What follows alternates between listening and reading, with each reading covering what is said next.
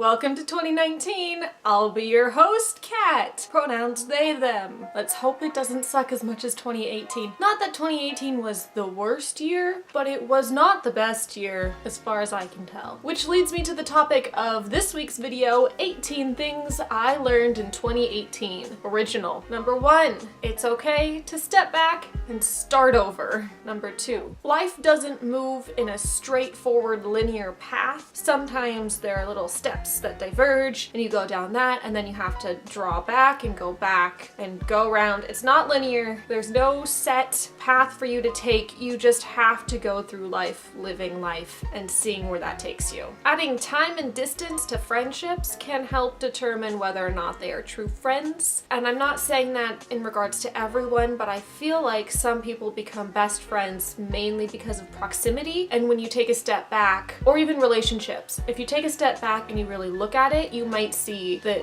what you're doing is kind of toxic. Number 4, saving money is difficult, but also extremely necessary. You don't know when your computer or your car may suddenly decide to stop working, and those are things that you kind of need to get fixed. And if you don't have money to do that, then it becomes difficult, and then you're stuck in a hole, and it's very hard to get out. So saving money for the future is a good idea. 5, lists are super helpful. 6, find out what works for you, because what works for you might not work for other people. This goes with studying, with relationships, with to-dos, anything. If you find out what works for you, then you can move forward being you and not be trapped and unable to figure out what you're doing because you're trying to do what somebody else says works for them. It's a good idea to take those suggestions, but ultimately it's up to you what works best for you. Number 7, people who work on the floor at grocery stores are Hufflepuff.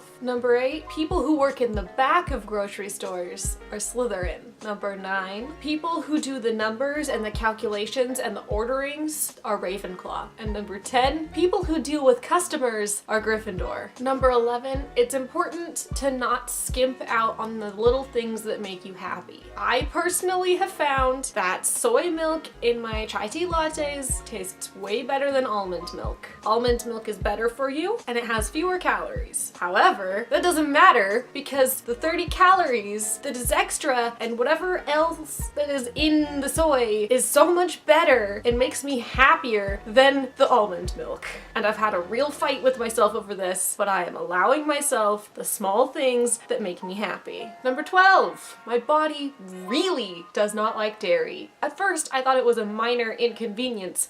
No, it is a very, very strong hate. Number 13, socks aren't meant to be matched. If they were meant to be matched, there wouldn't be a sock goblin stealing half of your socks and leaving only mismatched pairs behind. That's the universe telling you socks aren't meant to be matched. Number 14, clean rooms equal clean minds. I found this out when I have a tidy room. I find it so much easier to focus and get things done than when I have a messy room, because then I'm stressing out about how to clean that. So I feel like the state of the place where you live the most is a good representation of what's going on inside your brain. Number 15, sometimes doing what you need to do for you is really scary, but in the long run, you're gonna be better off. Number 16, dance protects my sanity. Whether it's the bad dance covers or somehow managing to make it down to Sacramento to do my drop-in dance things or original choreography that I do in my room, or even just blasting music while I'm brushing my teeth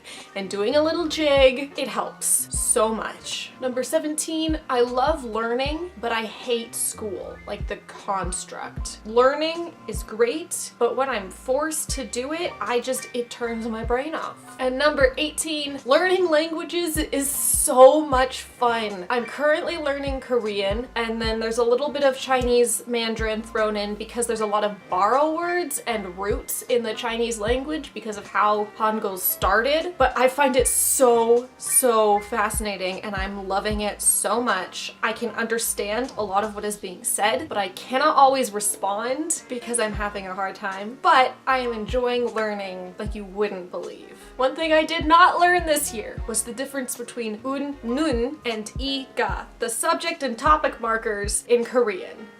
I'm It's one of the first things that is mentioned because in order to form a sentence, you need those topic and subject markers. I can't wrap my brain around which one's a topic and which one's a subject. So those are 18 things I learned in 2018 and one thing I didn't. Let me know what you learned last year down below and what you're hoping to learn this year, and I'll see you guys next week. Bye!